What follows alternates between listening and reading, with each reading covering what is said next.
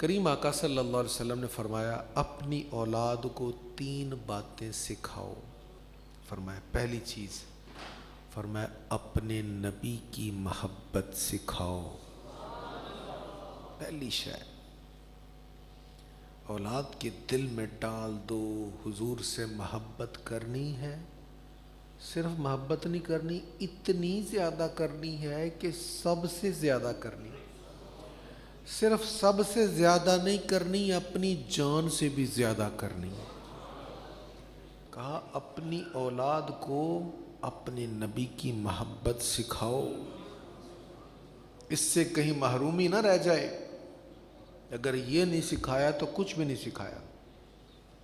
دوسری چیز فرمایا اپنی اولاد کو اہل بیت کی محبت سکھاؤ، حضور کے گھرانے کی محبت سکھاؤ، ان کا پیار ان کے دلوں میں ڈال دو. اور تیسری بات کیا فرمائی؟ فرمایا اپنی اولاد کو تلاوت قرآن سکھاؤ. ہمارے ہاں زندگی بیت جاتی ہے، ہم جھجکتے ہیں کسی کے سامنے تلاوت کرنے سے کہ میری تلاوت میں تو غلطیاں بہت ہیں. فرمایا بچپن سے ہی سکھا دو تلاوت قرآن. ایسی روانگی آ جائے. غزہ میں کیسی جنگ چھڑی ہے، کیسے شہداء پہ شہداء اٹھ رہے ہیں، لیکن ایسے عالم میں بھی ان کے بچے قرآن حفظ کر رہے ہیں. اللہ اکبر. اور یہ نہیں کہ سالوں میں کر رہے ہیں، مہینوں میں کر رہے ہیں. اللہ. تو حضور نے فرمایا اپنی اولاد کو 3 باتیں سکھاؤ، اپنے نبی کی محبت، اہل بیت کی محبت اور قرآن کریم کی تلاوت. یہ پہلی حدیث ہے، کوشش کریں یاد رہے. نبی پاک صلی اللہ تعالیٰ علیہ وآلہ وسلم، یہ الجامع الصغیر کی حدیث ہے جو میں نے بیان کی، اس سے آگے المستدرک کی حدیث ہے. فرمایا میری اہل بیت کی مثال سفینہ نوح کے جیسی ہے. میری اہل بیت کی مثال سفینہ نوح کے جیسی ہے. آپ کو سفینہ نوح کا پتہ ہے؟ حضرت نوح علیہ السلام نے ایک کشتی بنائی تھی، یا کہہ دیں کہ جہاز بنایا تھا، چھوٹا جہاز. فرمایا سفینہ نوح کی طرح ہے، جو اس میں سوار ہو گیا نجات پا گیا، اور جو پیچھے رہ گیا وہ غرق ہو گیا. اس لیے اہل بیت کی محبت کو میں اکثر کہا کرتا ہوں کہ اس کو یہ نہ سمجھیں کہ آپ کے پاس آپشن ہے، آپ چاہیں تو کریں چاہیں تو نہ کریں. نہیں، یہ محبت نہ کرنے کا کوئی آپشن ہے ہی نہیں.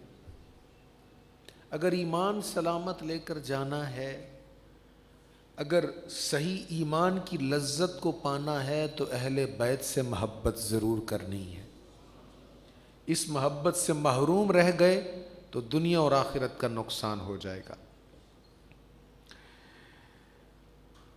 حضور صلی اللہ تعالیٰ علیہ وآلہ وسلم نے فرمایا، اس کو یہ حدیث معجم کبیر میں ہے، فرمایا اے فاطمہ رضی اللہ تعالیٰ عنہ، بے شک اللہ پاک تمہیں اور تمہاری اولاد کو عذاب نہیں دے گا. کیا شان ہے سیدہ پاک کی. تمہیں بھی نہیں عذاب دے گا، تمہاری اولاد کو بھی نہیں عذاب دے گا. کیا مطلب؟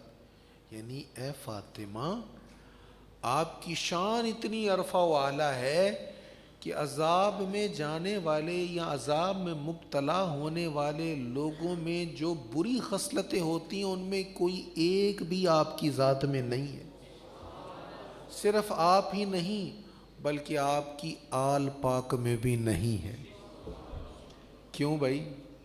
اس لیے کہ یہ ذات مصطفیٰ کے خون سے بنا ہوا گھرانہ ہے.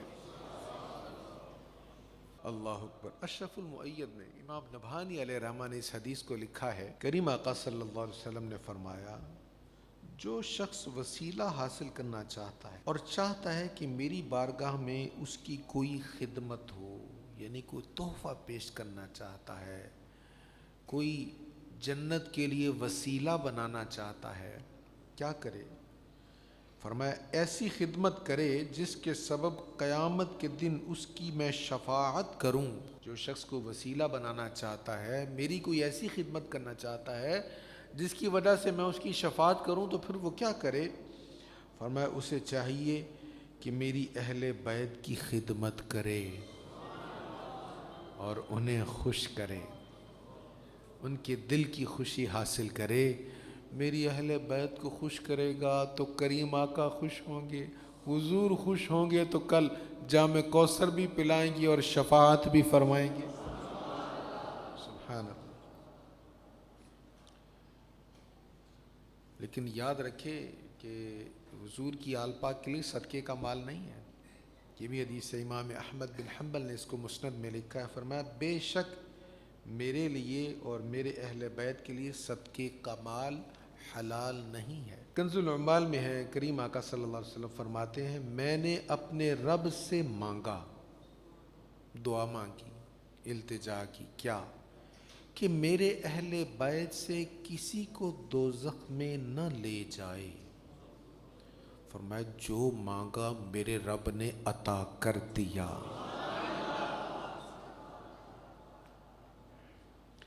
تاریخ بغداد میں یہ حدیث ہے، فرمایا میری شفاعت میری امت کے اس شخص کے لیے ہے جو میرے گھرانے سے محبت رکھنے والا ہو۔ گھرانے سے مراد کیا ہے؟ اہل بیت سے محبت رکھنے والا ہو۔ مسلم شریف میں یہ حدیث ہے، کریم آقا صلی اللہ علیہ وسلم نے فرمایا میں تم میں دو عظیم چیزیں چھوڑ رہا ہوں، دو بڑی عظیم چیزیں تم میں چھوڑ کر جا رہا ہوں۔ ان میں سے پہلی تو اللہ پاک کی کتاب ہے، یعنی قرآن کریم ہے، وہ میں تم میں چھوڑ کر جا رہا ہوں۔ اس بات پر غور کیجئے گا کہ میں تم میں چھوڑ کر جا رہا ہوں۔ یہ بات میرے آقا نے کہی ہے اور کسی نبی نے نہیں کہی۔ آپ نے کبھی اس پہلو پر غور نہیں کیا ہوگا؟ کیسے؟ یہ بات بڑی اہم ہے۔ کیسے؟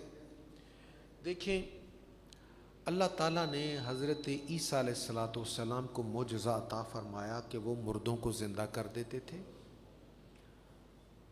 مادرزاد اندھوں کو بینائی دیتے تھے، مٹی لیتے اس سے پرندے کی مورت بناتے، پھونک مارتے وہ پرندہ بن کے اڑ جاتا۔ موسیٰ علیہ السلام کو معجزات عطا فرمائے، عصا ہے، سمندر میں مارتے ہیں تو خشک راستے بن گئے، چٹان پر مارتے ہیں تو پانی کے چشمے پھوٹ پڑے، ہاتھ بغل میں رکھ کر باہر نکالتے ہیں تو آفتاب اور چاند کی طرح چمکنے لگ جاتا ہے۔ کئی معجزات عطا ہوئے۔ اسی طرح حضرت داؤد علیہ السلام لوہے کو پکڑتے بغیر گرم کیے اس کو نرم کر لیتے، جدھر چاہتے اس کو مولڈ کر دیتے، اس کو پھیر دیتے۔ تو یہ ان کا معجزہ تھا۔ انبیاء کو اللہ نے بہت سارے معجزات عطا فرمائے، لیکن کسی نبی نے یہ نہیں کہا کہ میں یہ عصا تمہارے پاس چھوڑ کر جا رہا ہوں، میں یہ معجزہ تمہارے پاس چھوڑ کر جا رہا ہوں، اچھا میں مردوں کو زندہ کرتا تھا، یہ میں فلاں کو دے کر جا رہا ہوں، تم سے آگے چلتا رہے گا، مردوں کو زندہ کرتے رہنا۔ جو معجزات تھے وہ انبیاء کی حیات، ظاہری حیات طیبہ تک ہی تھے، لیکن حضور کو معجزات تو بہت زیادہ ملے۔ سب سے عظیم معجزہ قرآن کریم ہے۔ کریم آقا صلی اللہ علیہ وسلم تشریف لے گئے تو قرآن ساتھ نہیں گیا، بلکہ کہا میں تم میں چھوڑ کر جا رہا ہوں۔ اے میرے غلاموں، عظیم ترین معجزہ، عظیم ترین دلیل جس کے دلائل قاہرہ سے تم ہمیشہ کفر پر غلبہ پاتے رہو گے، وہ میرے ساتھ نہیں جا رہے، وہ سب دلائل تمہارے پاس چھوڑ کر جا رہا ہوں۔ اس لیے اس بات پر ہمیشہ توجہ رکھیے گا کہ انبیاء کے معجزات ان کے ساتھ چلے گئے، لیکن حضور نے پردہ فرمایا اور قرآن ہمیں عطا کر کے گئے، وہ معجزہ اب بھی ہمارے پاس موجود ہے۔ قرآن کا چیلنج اب بھی موجود ہے کہ اگر سچے ہو تو لاؤ قرآن جیسی کتاب نہیں لا سکتے تو 10 صورتیں لے آؤ، 10 صورتیں نہیں لا سکتے تو 1 صورت لے آؤ، 1 صورت نہیں لا سکتے تو قرآن جیسی 1 آیت لے آؤ۔ چیلنج ہے، تم 1 آیت بھی نہیں بنا سکتے۔ اس لیے حضور نے فرمایا میں 2 عظیم چیزیں چھوڑے جا رہا ہوں، ان میں سے پہلی تو اللہ پاک کی کتاب قرآن کریم ہے جس میں ہدایت اور نور ہے۔ تم اللہ پاک کی کتاب یعنی قرآن کریم پر عمل کرو اور اسے مضبوطی سے تھام لو۔ اور دوسری چیز کیا ہے؟ فرمایا دوسرے میرے اہل بیت ہیں، وہ بھی میں تم میں چھوڑ کر جا رہا ہوں۔ اور پھر 3 مرتبہ ارشاد فرمایا میں تمہیں اپنے اہل بیت کے متعلق اللہ پاک کی یاد دلاتا ہوں، میں تمہیں اپنے اہل بیت کے متعلق اللہ پاک کی یاد دلاتا ہوں، میں تمہیں اپنے اہل بیت کے متعلق اللہ پاک کی یاد دلاتا ہوں۔ یعنی اہل بیت کی محبت میں کمی نہ آنے دینا، اور اہل بیت کے متعلق معاذ اللہ ثم معاذ اللہ دل میں بغض نہ آنے دینا، دل میں تنگی نہ آنے دینا۔ ایسا نہ ہو کہ اہل بیت کی شان بیان ہو اور تمہارا دل تنگ ہو جائے، تمہیں برداشت نہ ہو اور تمہیں لگے کہ شاید یہ کوئی بدعقیدگی ہے۔ نہیں، اہل بیت سے جتنی محبت کر سکتے ہو کرتے رہنا۔ ترمذی شریف کی ایک حدیث میں نے تقریباً ہر سال ہی میں نے یہ بیان کی ہے، بڑی اہم حدیث ہے۔ فرمایا اللہ پاک سے محبت کرو۔ حضور ہمیں فرما رہے ہیں کس سے محبت کرو؟ اللہ سے۔ محبت کا سب سے پہلا حق اللہ کا ہے، اللہ کریم سے محبت کرو۔ آج ہم کتنے کام کرتے ہیں، سوچیں کیا ہمارے دل میں یہ کبھی آیا کہ ہم یہ کام اللہ کے لیے کر رہے ہیں؟ آج ہم کتنے کاموں سے بچتے ہیں اپنے مفادات کی خاطر۔ کبھی ہم نے سوچا کہ کسی اپنی پسند کو، جس کو اللہ پسند نہیں کرتا، کوئی ایسی پسند، کوئی ایسی خواہش جو اللہ کو پسند نہیں ہے، سوچیں کبھی ہم نے ایسا کیا کہ کوئی کام ہم نے اس لیے چھوڑا ہو کہ اللہ کو پسند نہیں ہے؟ سب سے زیادہ ہماری محبت کا مستحق، جس کا حق ہے کہ اس سے سب سے بڑھ کر محبت کی جائے، وہ اللہ تعالیٰ کی ذات ہے۔ نبی پاک علیہ الصلوۃ والسلام نے اپنی امت سے بے پناہ محبت کی ہے، لیکن سب سے بڑھ کر رب سے محبت کی ہے۔ حضور علیہ الصلوۃ والسلام نے اللہ کو کتنا یاد کیا، کتنا ذکر کیا اللہ تعالیٰ کا، پاؤں مبارک متورم ہو جاتے۔ سیدہ پاک عرض کرتی ہیں کہ آپ پر اللہ کی رحمتیں ہیں، آپ اتنی لمبی عبادت کیوں کرتے ہیں؟ فرمایا جس رب نے اتنا دیا میں اس کا شکر گزار نہ بنوں؟ آج ہم پر اللہ کی نعمتیں نازل ہوتی ہیں، نعمتیں بڑھتی ہیں، ہماری سرکشی بڑھ جاتی ہے، اور حضور پر جتنی جتنی اللہ کی عنایتیں بڑھتی گئی اتنا زیادہ شکر بڑھتا گیا۔ فرمایا اللہ تعالیٰ سے محبت کرو کیونکہ وہ تمہیں اپنی نعمت سے روزی دیتا ہے، اور اللہ پاک کی محبت حاصل کرنے کے لیے مجھ سے محبت کرو۔ حضور فرما رہے ہیں اللہ کی محبت حاصل کرنے کے لیے مجھ سے محبت کرو، اور پھر اگلی بات کیا فرمائی؟ اور میری محبت پانے کے لیے میرے اہل بیت سے محبت کرو۔ یہ گھرانہ ہے حضور کا، اللہ اکبر۔ اللہ ہمیں ان کی محبت نصیب کر دے، سچی محبت نصیب کر دے۔ اور شعب الایمان میں حدیث ہے لا یؤمن عبد حتی اکون احب الیہ من نفسہ،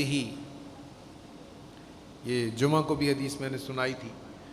فرمایا اس وقت تک کوئی کامل مومن ہو نہیں سکتا، اس وقت تک کوئی کامل مومن ہو نہیں سکتا جب تک میں اس کو اس کی جان سے پیارا نہ ہو جاؤں، جب تک میں مصطفیٰ صلی اللہ علیہ وسلم اس کو اس کی اپنی جان سے زیادہ پیارا نہ ہو جاؤں۔ اور میری اولاد اس کو اپنی اولاد سے زیادہ پیاری نہ ہو جائے. سبحان اللہ. ایمان کامل ہوگا جب اپنی جان سے بڑھ کر حضور کے ساتھ محبت ہوگی، اپنی اولاد سے بڑھ کر حضور کی اولاد کے ساتھ محبت ہوگی، اپنے گھرانے سے بڑھ کر حضور کے گھرانے کے ساتھ محبت ہوگی. اشرف المؤید میں یہ حدیث ہے، فرمایا جس شخص نے میرے اہل بیت پر ظلم کیا، یہ حدیث نمبر 11 ہے. فرمایا جس شخص نے میرے اہل بیت پر ظلم کیا اور مجھے میری عطرت کے بارے میں تکلیف دی، اس پر جنت حرام ہو گئی. ڈر جاؤ، بچ جاؤ اے لوگو جو یزید کی طرفداری کرتے ہو. یزید کی طرفداری بڑے بڑے طریقوں سے کی جاتی ہے. اللہ اکبر. اللہ تعالیٰ ایسے برے نظریہ سے بچائے، ہماری حفاظت فرمائے. بھئی ہم تو حسینی ہیں، حسین پاک والے ہیں. ہمارے بزرگ فرمایا کرتے تھے بھئی ٹھیک ہے، تمہارے دلائل اپنے جگہ، ہمارے دلائل اپنے جگہ، ہم تو امام پاک سے پیار کرتے ہیں، چلو دعا مانگتے ہیں اللہ سے. ہمارا حسین پاک سے پیار ہے، ہم کہتے ہیں یا اللہ ہمیں قیامت کے دن حسین کے غلاموں میں اٹھانا. تمہارا جس سے پیار ہے تم بھی دعا مانگو نا، تم بھی کہو یا اللہ ہم یزید کو اچھا سمجھنے والے، ہمارا حشر اس کے ساتھ کرنا. دعا مانگ کے دکھاؤ ذرا. یہ تم بھی جانتے ہو کہاں یزید اور کہاں حسین. بھئی تم نے شہزادے کو سمجھا کیا ہے؟ شہزادہ چیز کیا ہے؟ حسین پاک کے قدموں کی دھول پر تو بادشاہوں کے تاج بھی قربان ہو سکتے ہیں. تم نے بس شہزادہ سمجھ لیا. کریم آقا کا ارشاد نہیں سنا؟ الحسن والحسین سیدا شباب اہل الجنہ. ارے جنتی جوانوں کے سردار ہیں، تم نے شہزادے سمجھ لیا. اللہ اکبر. حضور فرمائیں ہما ریحانتا یا من الدنیا، یہ دنیا میں میرے پھول ہیں. حضور کبھی چوم رہے ہیں اور کبھی سونگ رہے ہیں. اللہ اکبر. لہذا حضور نے فرمایا جس شخص نے میرے اہل بیت پر ظلم کیا اور مجھے میری عطرت کے بارے میں تکلیف دی، اس پر جنت حرام ہے.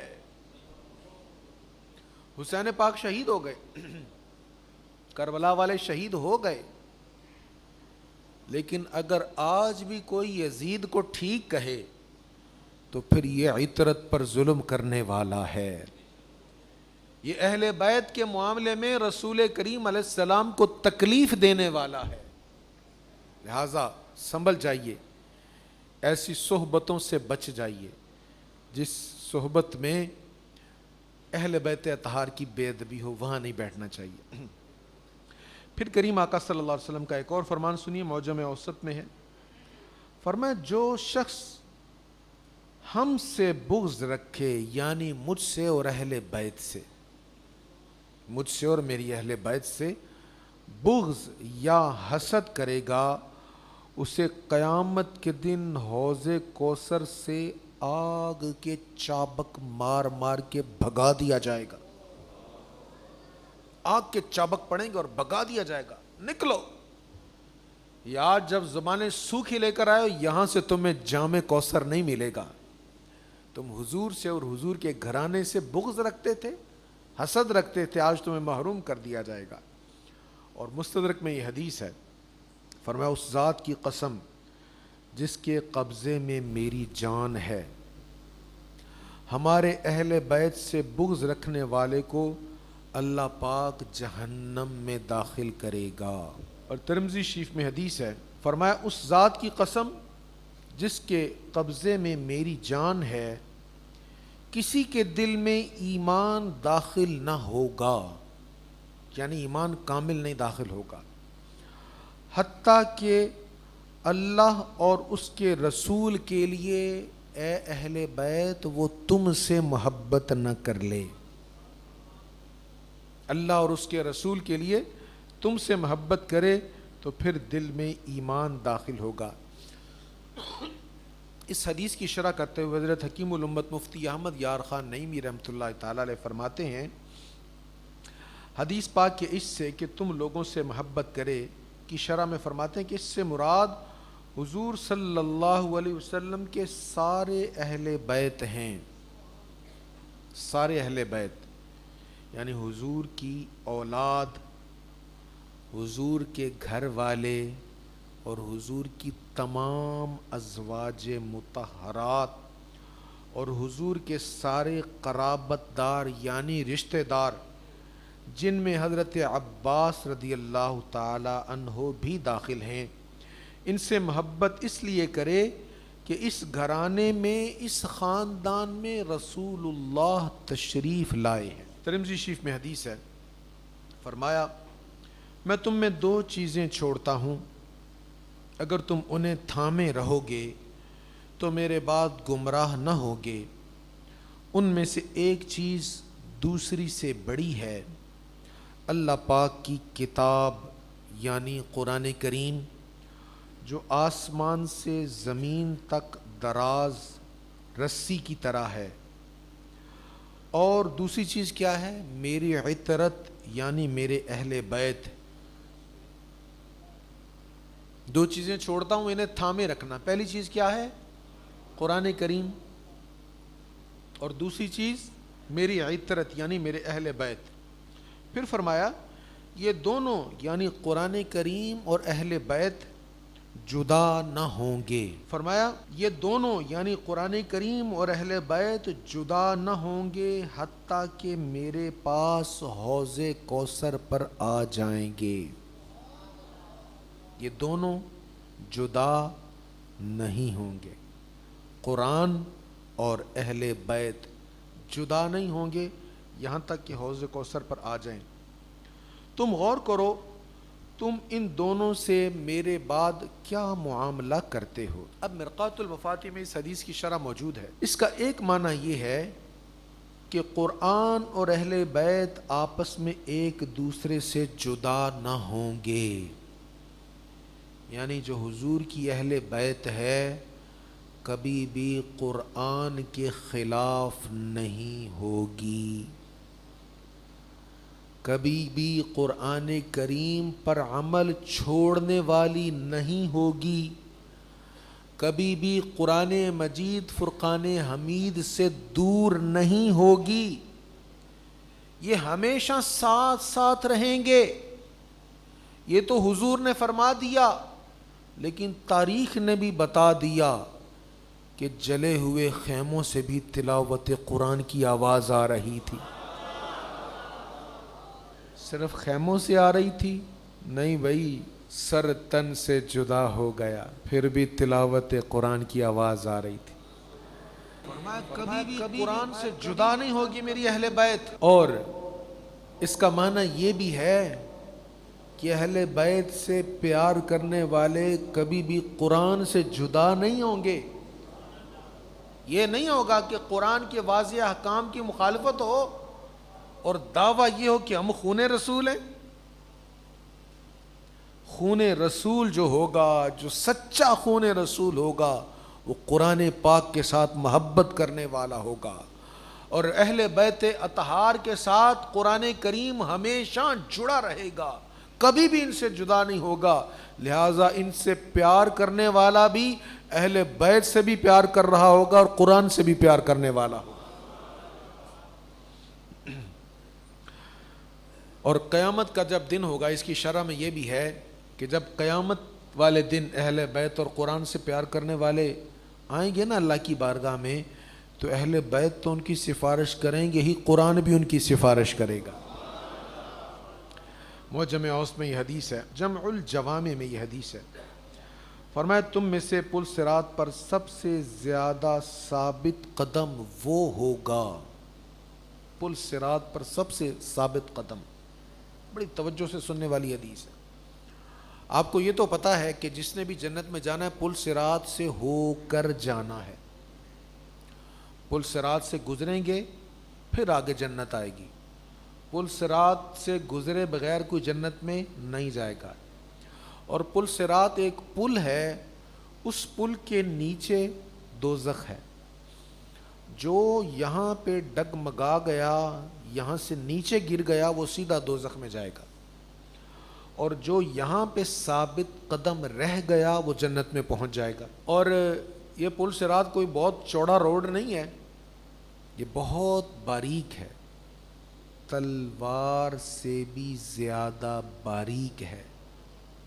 آج کل آرٹیفیشل انٹیلیجنس کا بڑا رواج ہے. اچھا, وہاں پہ لوگ سرچ کرتے ہیں پل صراط تو وہ ایک چوڑا سا پل دکھا دیتے ہیں اور ایسے لگتا ہے جیسے بڑا ایزی سا کوئی روڈ ہے. تو اے آئی پر اعتماد نہ کیجیے گا جب تک حدیث مصطفیٰ اس کی تائید نہ کر دے. تو فرمایا یہ تلوار سے زیادہ باریک ہوگا. اب تلوار سے باریک شے پر کوئی چل سکتا ہے؟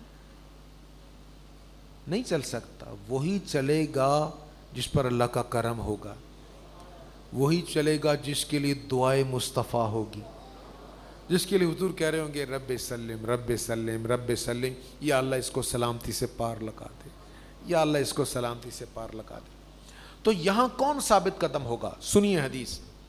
کریم آقا صلی اللہ تعالیٰ علیہ وآلہ وسلم نے فرمایا تم میں سے پل صراط پر سب سے زیادہ ثابت قدم وہ ہوگا جو میرے صحابہ اور اہل بیت سے محبت کرنے والا ہوگا. دو لفظوں میں آقا نے مسئلہ حل کر دیا, میرے صحابہ اور اہل بیت سے محبت کرنے والا ہوگا. ابھی میں نے آپ سے کہا نا, ایسی مجلس میں نہ بیٹھیے گا جہاں اہل بیت کی بے ادبی ہوتی ہے, جہاں اہل بیت کو نیچا دکھایا جاتا ہے. اور ساتھ ہی اس حدیث کی روشنی لیتے ہوئے میں عرض کروں گا, کسی ایسی محفل میں بھی نہ بیٹھیے گا جہاں صحابہ پر طعن ہوتا ہے, صحابہ کی بے ادبی ہوتی ہے. آج کل بڑا ٹرینڈ چل رہا ہے, اہل بیت کی محبت کی آڑ میں صحابہ کرام پر طعن کیا جاتا ہے. تم ہو کیا, تمہاری حیثیت کیا, تم صحابہ کے بارے میں باتیں کرو. صحابہ کرام علیہم الرضوان کی بے ادبی بھی دوزخ میں لے جانے والی ہے, اہل بیت اطہار کی بے ادبی بھی دوزخ میں لے جانے والی ہے. ہم اہل سنت حضور کے صحابہ کے بھی غلام ہیں, حضور کی آل پاک کے بھی غلام ہیں.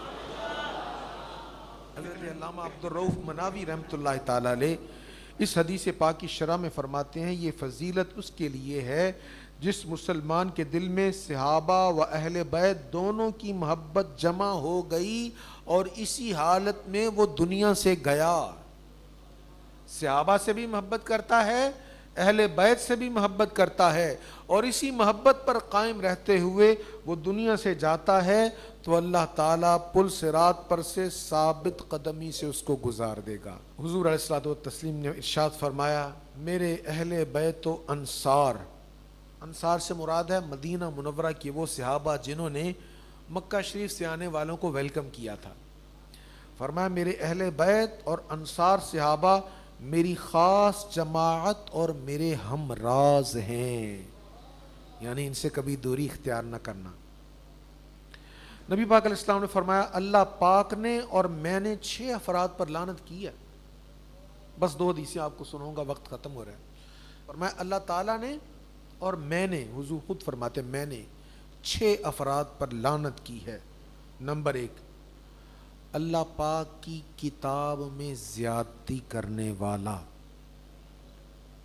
یعنی کتاب اللہ میں بات نہیں لکھی, اپنی طرف سے وہ بات بیچ میں ایڈ کر رہا ہے. اللہ نے اس پر لعنت کی ہے, حضور نے بھی اس پر لعنت کی ہے.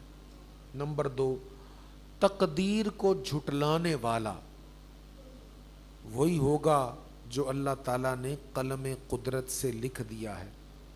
نمبر 3, زبردستی حاکم بننے والا.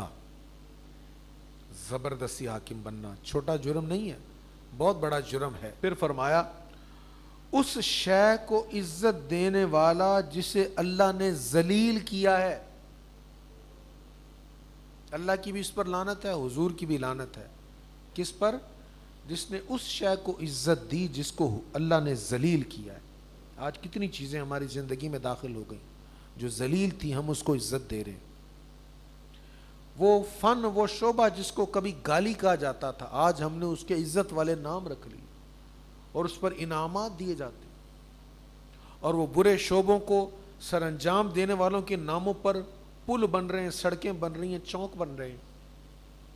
فرمایا جسے اللہ نے جس شے کو ذلیل کیا اس کو عزت دینے والا، اور جس کو اللہ تعالیٰ نے، جس شے کو اللہ تعالیٰ نے عزت دی اس کو ذلیل کرنے والا۔ فرمایا اللہ کی بھی اس پر لعنت ہے، مصطفیٰ کی بھی اس پر لعنت ہے۔ فرمایا اللہ پاک کی حرام کی ہوئی شے کو حلال کرنے والا۔ آج لوگ حرام کام کر کے اس کو پھر حلال کہتے ہیں۔ دیکھیں ایک بندہ حرام کام کرتا ہے نا، اور وہ سمجھتا ہے میں غلط کر رہا ہوں، تو اس کو توفیق توبہ ہو سکتی ہے، لیکن جو حرام کام کر کے کہے نہیں تو یہ تو بہت اچھا ہے بھائی، اس میں کیا حرج ہے، یہ تو حلال ہے، اس کو توفیق توبہ نہیں ہوتی، کیونکہ اس نے حرام کو حرام سمجھا ہی نہیں۔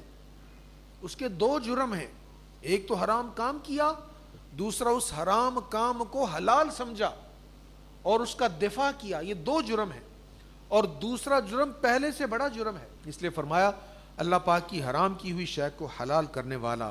اور چھٹی بات فرمائی میری آل کے معاملے میں اس شے کو حلال سمجھنے والا جس کو اللہ پاک نے حرام کیا ہو، اور میری سنت کو چھوڑنے والا۔ فرمایا اللہ کی بھی اس پر لعنت ہے، میں مصطفیٰ کی بھی اس پر لعنت ہے۔ کسی بھی مسلمان کی جان لینا حرام ہے، کسی بھی مسلمان کا بلا وجہ خون بہانا ظلمن حرام ہے، اور انہوں نے آل مصطفیٰ کا خون بہایا۔ سیدنا امام عالی مقام امام حسین کا خون بہایا، وہ بہانے والے تو مر گئے، لیکن آج کوئی ان کی طرفداری کرے تو وہ بھی ان کے گناہ میں شریک ہو جائے گا۔ آخری حدیث سنیے، کنز العمال میں یہ حدیث ہے، فرمایا جسے پسند ہو کہ اس کی عمر میں برکت ہو اور اللہ پاک اسے اپنی دی ہوئی نعمت سے فائدہ دے، تو اس سے لازم ہے کہ میرے بعد میرے اہل بیت سے اچھا سلوک کرے۔ جلدی تو کوئی بھی نہیں مرنا چاہتا، ہر کوئی چاہتا ہے عمر میں برکت ہو۔ برکت بڑے کمال کی چیز ہوتی ہے۔ کچھ لوگ تھوڑے سے ٹائم میں بہت کچھ کر لیتے ہیں، اور کچھ لوگ بہت بڑے ٹائم میں بہت کچھ نہیں کر سکتے۔ کچھ لوگ تھوڑے سے سرمایے سے بہت کما لیتے ہیں، اور کچھ لوگ بہت بڑا سرمایہ ہونے کے باوجود نہیں کما سکتے۔ ڈفرینس برکت کا ہے، فرق برکت کا ہے۔ ایک مثال میں آپ کو دیتا ہوں، ماضی کی ایک بہت بڑی عظیم شخصیت ہے حضرت سیدنا امام غزالی رحمۃ اللہ تعالی علیہ۔ فلسفہ سے محبت کرنے والوں کو چاہیے کہ ان کو ضرور پڑھیں، جن کو فلسفہ کا شوق ہے۔ آج کل مختلف فلاسفر بھی مارکیٹ میں بہت سارے آگے ہیں یوٹیوب پر، جو کئی طرح کے فلسفے میں سناتے ہیں، تو امام غزالی بڑی ہیلپ کرتے ہیں۔ امام غزالی نے اپنی زندگی میں بہت کچھ لکھا ہے۔ برکت کی مثال دے رہا ہوں آپ کو۔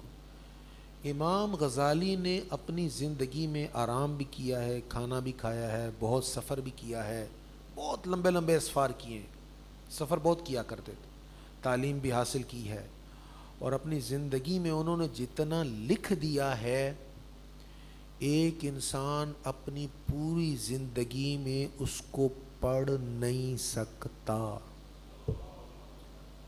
کیوں نہیں؟ وہ تو لکھ رہے تھے۔ لکھنا آسان ہے کہ پڑھنا آسان ہے؟ یہ ایک تحقیق کا نچوڑ میں آپ کو سنا رہا ہوں۔ ہم اپنی زندگی میں، آج کی زندگی میں، وہ سارا مطالعہ نہیں کر سکتے جتنا اس بندے نے اپنے قلم سے لکھ دیا۔ اتنا کیوں لکھ دیا تھوڑے ٹائم میں؟ اس لیے کہ قلم میں رب نے برکت ڈال دی تھی۔ اب پھر مصطفیٰ کریم علیہ السلام کے فرمان پر غور کیجئے، جس سے پسند ہو کہ اس کی عمر میں برکت ہو اور اللہ پاک اسے اپنی دی ہوئی نعمت سے فائدہ دے، تو اسے لازم ہے کہ میرے بعد میرے اہل بیت سے اچھا سلوک کرے۔ جو ایسا نہ کرے اس کی عمر کی برکت اڑ جائے اور قیامت میں میرے سامنے منہ کالا لے کر آئے. اللہ نہ کرے ایسا کبھی بھی ہم کریں. جب تک جئیں گے حضور کی آل سے پیار کریں گے انشاءاللہ. زندہ رہیں گے جب تک حضور کی آل سے محبت کرتے رہیں گے, حضور کے گھرانے سے محبت کرتے رہیں گے, حضور کے صحابہ سے محبت کرتے رہیں گے, بلکہ حضور کی امت کے سب صالحین سے محبت کرتے رہیں گے. اللہ اسی پر ہمارا مرنا جینا فرمائے. وآخر دعوایا ان الحمد للہ.